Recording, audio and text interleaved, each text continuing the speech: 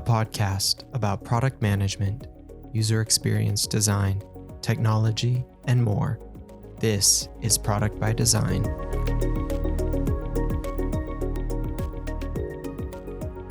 Welcome to another episode of Product by Design. I am Kyle Evans, and today we are talking about groupthink, a really fascinating topic. Understanding groupthink, recognizing it in teams and organizations so that we can understand it and avoid it. So I've written about this topic a number of times, both in my newsletter, Product Thinking, as well as in Product by Design, where you can find that in the links in the show notes. So you can see some of the posts, and I have linked all of those. And of course, we'll be talking about it here on today's podcast. So let's start with some stories that I think will help us illustrate some of these points. Spaceflight is inherently dangerous. They strap you to a rocket moving at 18,000 miles per hour, which sounds crazy. But insane or not, we don't have to be stupid about it. Many of us are familiar with the Space Shuttle Challenger disaster in 1986.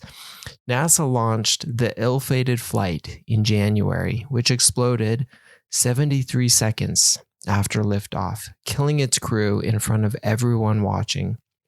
The proximate cause was the O-ring, which couldn't handle the freezing temperatures and leaked fuel during the launch, causing the explosion. But the actual cause was the inability of the groups inside the various organizations to descend to the launch because of the pressures of managers and dates. A similar story played out with the Columbia disaster in 2003. The Columbia shuttle was damaged during launch, and upon re-entry to Earth's atmosphere at the end of its mission, it exploded, killing its crew. Both are tragedies, but the second feels even worse because the lessons of the first should have helped prevent the second, but they didn't. The mission team on the ground could fully investigate the damage before re-entry, but they didn't. Dissenting voices were silenced, and they entertained only the most optimistic views of the success of the mission and the return of the space shuttle. There was no room for contrary opinions until everything went wrong. We often think working in groups will help us do better work. It's why we have teams at work and in school and in many situations, right? We expect the group to curb individual biases and to make better decisions. Unfortunately, the opposite can be true. Individual biases can get amplified in groups, and we know this as group polarization. As a group talks and works together, it may move to a more extreme consensus. They have shown this experimentally. In the link that you can find that I reference in the article that I have in the show notes, the authors tested out the theory with some hot button political issues, bringing together people from left-leaning or right-leaning backgrounds. After grouping them with similar thinking members, not only did the group get more extreme, but individuals reported more extreme personal views as well. So that is one of the potential problems of working in groups, this idea of group polarization. There's also another potential problem with groupthink, known as hidden profiles. When we bring a group together, we will often get the information that most members have, but a serious problem is the information that a few members have could stay hidden. If 12 members all know something, but 2 of the group members have some additional information that would be helpful, it's likely that those 2 will stay silent. This is like the shared information bias that happens together with it. We will focus on the information we all share in order to reach a consensus, rather than the information that only a few may have that may be more consequential. So, what are the conditions for groupthink? Irving L. Janis was a pioneer in the study of group dynamics and coined the term groupthink in 1971. He described 3 fundamental conditions that make groupthink more likely. First off, a highly cohesive group where there are no longer disagreements and members are de-individualized. So that's the first, a highly cohesive group. Second, structural faults, such as a leader with a preference for a certain decision, insulation of the group from outside opinions, or homogeny of group members. So that's the second, structural faults. And third, situational contexts, such as highly stressful external threats, recent failures, or time pressures.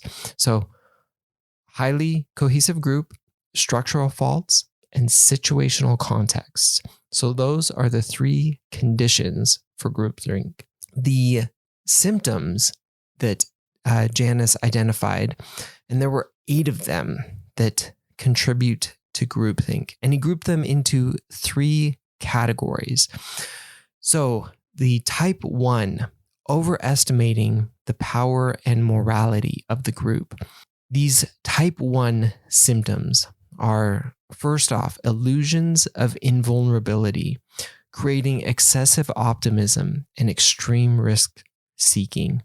So that is the first type 1. And the second, unquestioned belief in the group's morality, causing members to ignore consequences of their actions. So those are the type 1. And then type 2, close-mindedness. So rationalizing warnings that might challenge or discount the group's assumptions and stereotyping those who oppose the group as weak, evil, biased, spiteful, impotent, or stupid. And then the type 3 symptoms, pressures toward uniformity, contributing to self-censorship of ideas that deviate from the apparent group consensus, and illusions of unanimity among group members. Silence is viewed as agreement. Direct pressure to conform placed on any member who questions the group, couched in terms of disloyalty, and mind guards, self-appointed members who shield the group from dissenting information. So those are the symptoms: overestimating the power and morality of the group, close-mindedness, and pressures towards uniformity.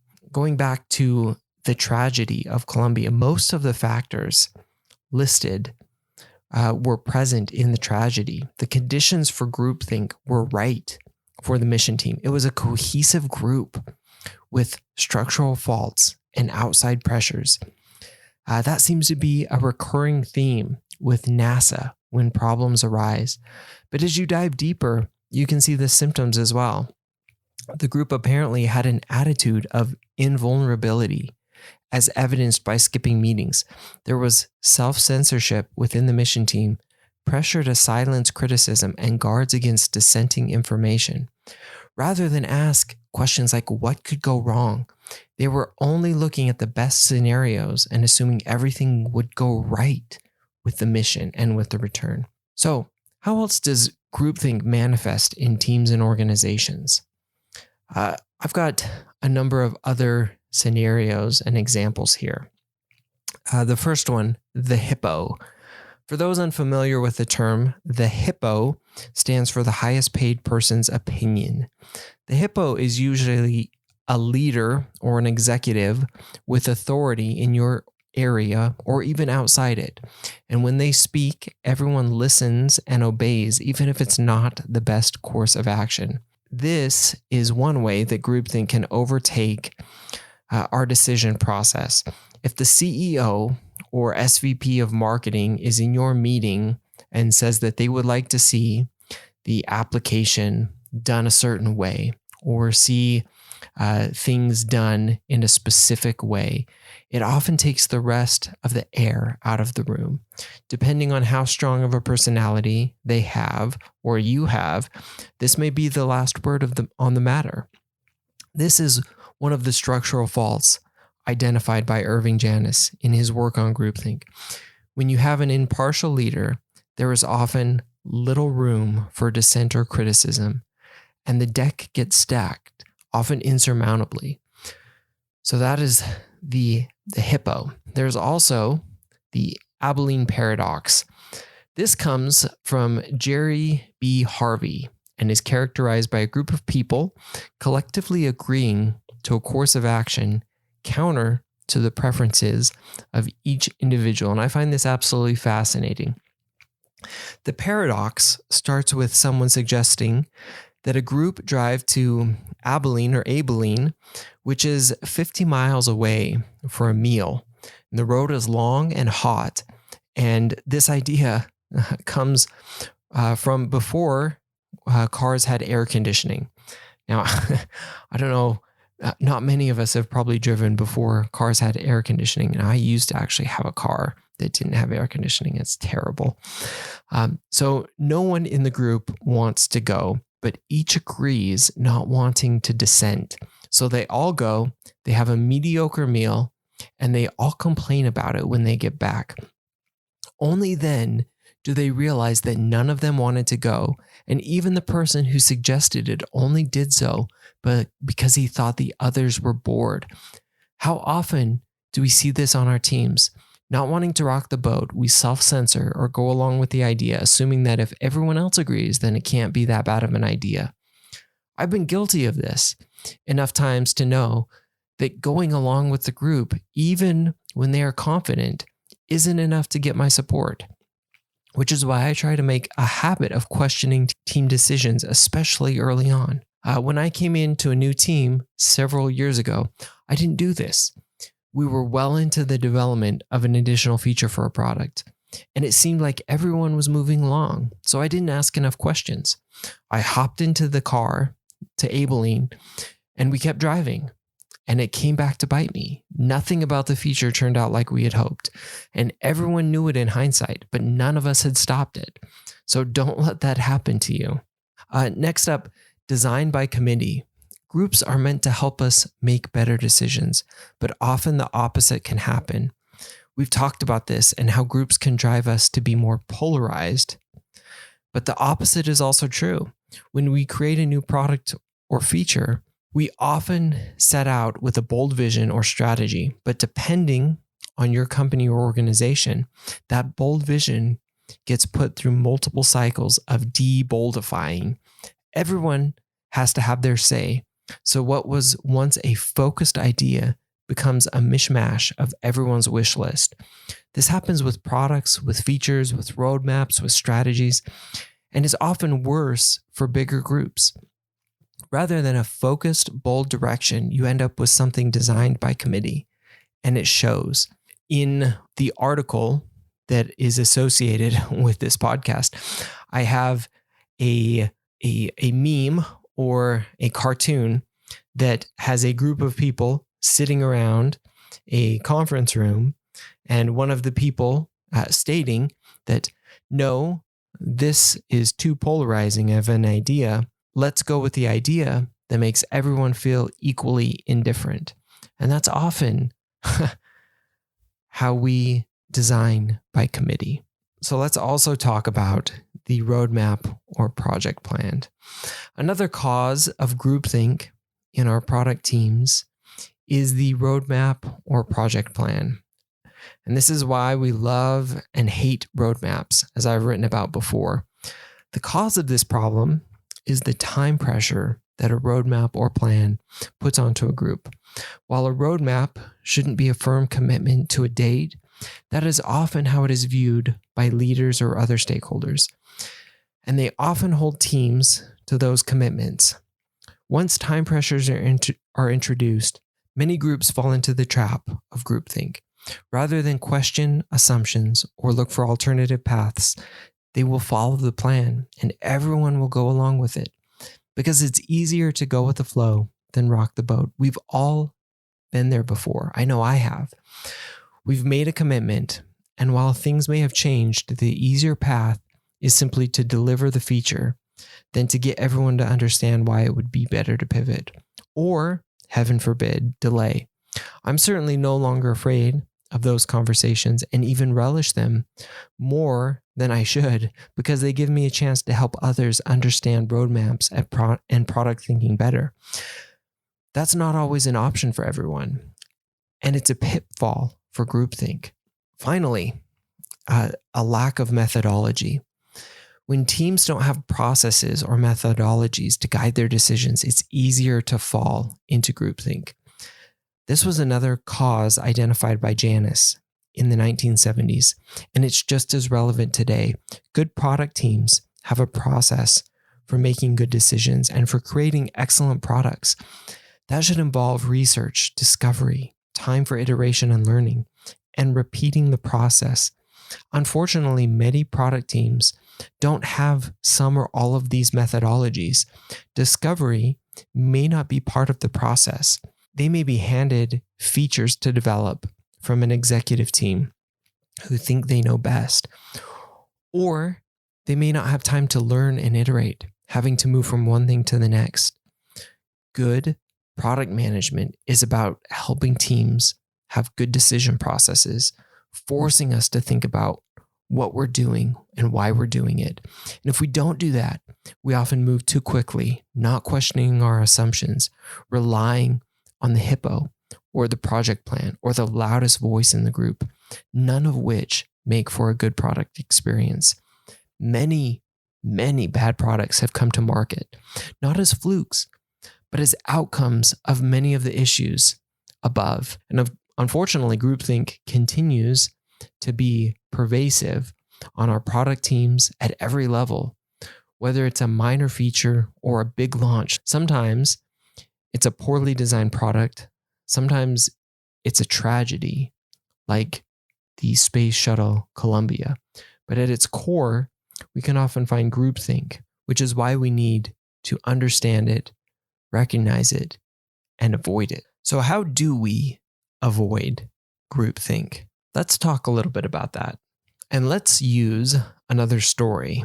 One of the most classic cases of groupthink was the Bay of Pigs invasion in 1961. During this episode, the CIA trained Cuban exiles to return to Cuba to overthrow the Castro regime. President Eisenhower organized the operation, and President Kennedy inherited it. The U.S. planned on financing the dissidents, providing support, and sparking a counter-revolution in Cuba. Despite misgivings, no one spoke up against the plan, and it turned into a massive failure. The Cuban military quickly routed the dissidents, and the U.S. pulled support while the exiles surrendered. It was a classic case of groupthink. Everyone thought it was a bad idea, but no one was willing to say anything. And so the plan progressed to its inevitable end. Groupthink can lead to tragedy, as we explored with the Space Shuttle Challenger and the Space Shuttle Columbia. But how can we avoid it? What steps can we take? And guards can we put in place to avoid the pitfalls? There are a number. First off, good leadership. Picture this scenario. You need to make an important decision about priorities. A new opportunity has come up and displaced some existing work. So you go into a meeting with key decision makers. After some discussion about the problem, you go around the room to decide how to prioritize the work. The executive and the salesperson for the new business are passionate about it. They talk about it first and how important it is and time sensitive it needs to be. Everyone agrees with the assessment as you go around the room. So you now have your new direction, or do you? This is a classic trap, and one that I knew we would fall into recently. So in a discussion, I sent out a questionnaire before our meeting to get everyone's opinion about the order of priorities. I wanted to understand what each person thought before we discussed, and before other leaders or participants could sway things one way or another.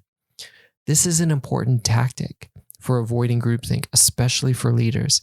If you are a leader, before you tilt the scale, you need to understand what others are thinking, because there is a good chance that your enthusiasm for an idea may lead to a specific direction whether or not everyone else agrees with that. So understanding before you speak is critical. Next, outside expertise. Any single person can be wrong. You can be wrong. Your team can be wrong. It's easy to get into your own heads. We're often the experts in our area, especially if we've been doing something for a long time. That can be amazing, but also dangerous, because with expertise, we bring bias, especially within our businesses. We have a stake in certain outcomes, whether we realize it or not. In my current company, we have a vested interest in people being in the office. So that led many people to think, especially early on in COVID, that the crisis would pass quickly and people would return to their offices soon. A great way to avoid groupthink is to get outside expertise. Not a single outside expert, but a variety of outside opinions, a variety of voices that can help you understand different sides of the problem. If you are a product manager, listening to your users is critical here, but also listening to other experts in the industry. Even if we can't get outside experts, we can take an outside view. Daniel Kahneman, in his book Thinking Fast and Slow, famously recognized this when working on curriculum and a textbook for the Israeli Ministry of Education. The group was incredibly optimistic about their timeline, expecting to finish within 2 years.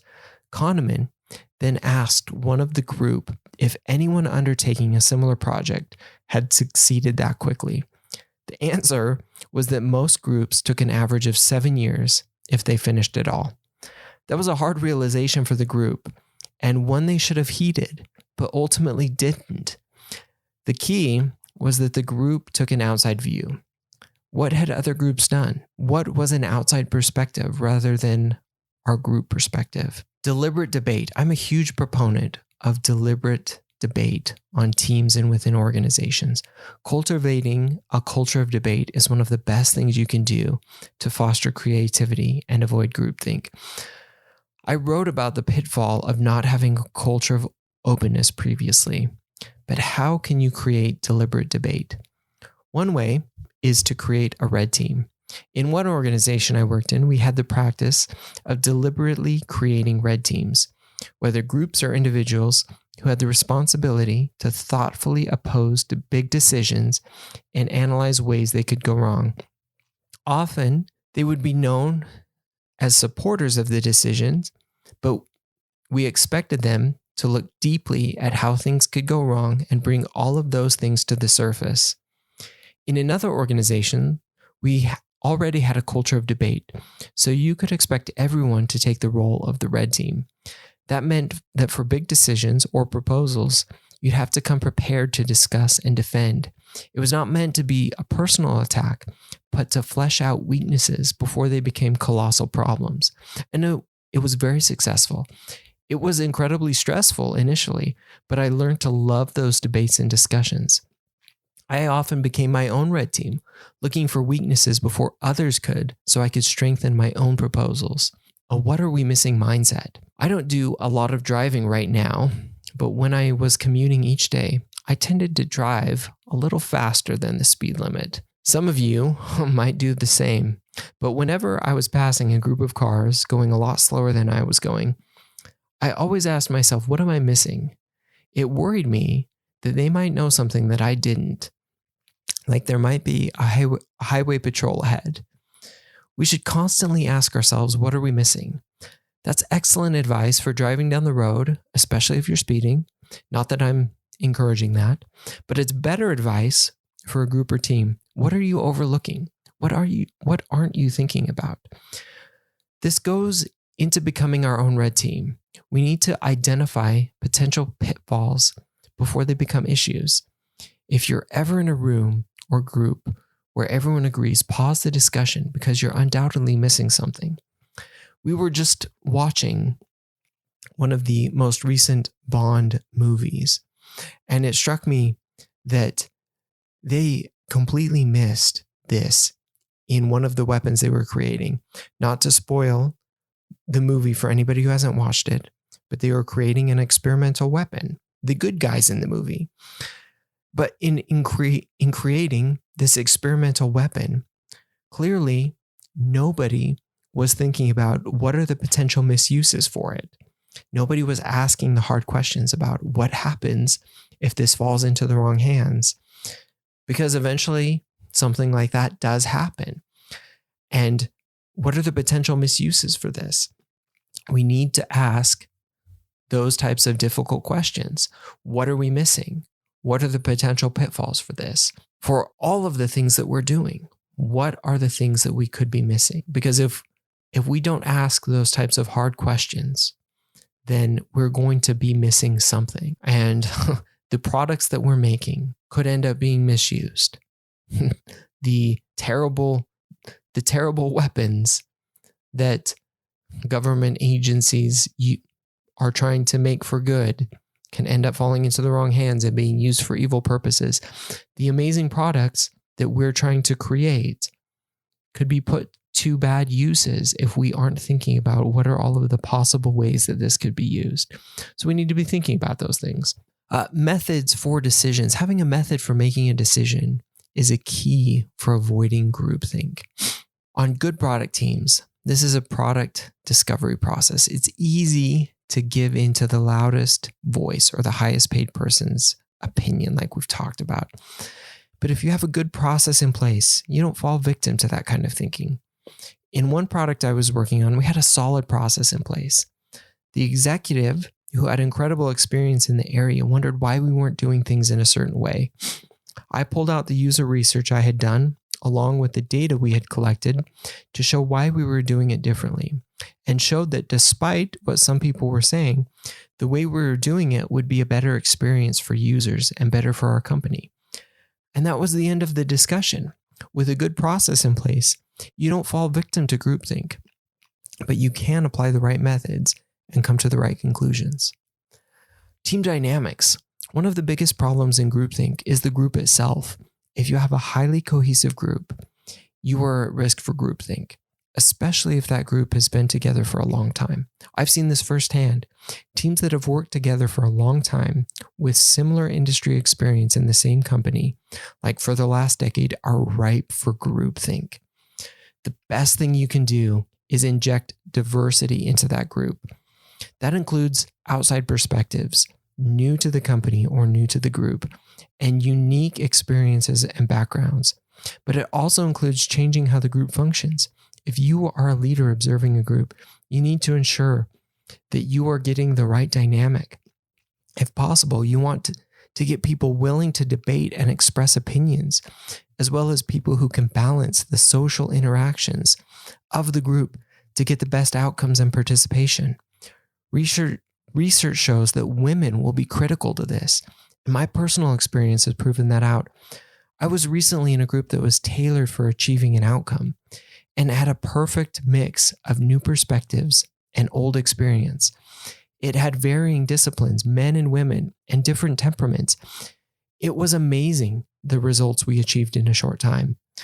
I was also part of a group that was the perfect storm of the wrong mix of people. It had only people who had been in the group for a long period of time, only non-diverse perspectives.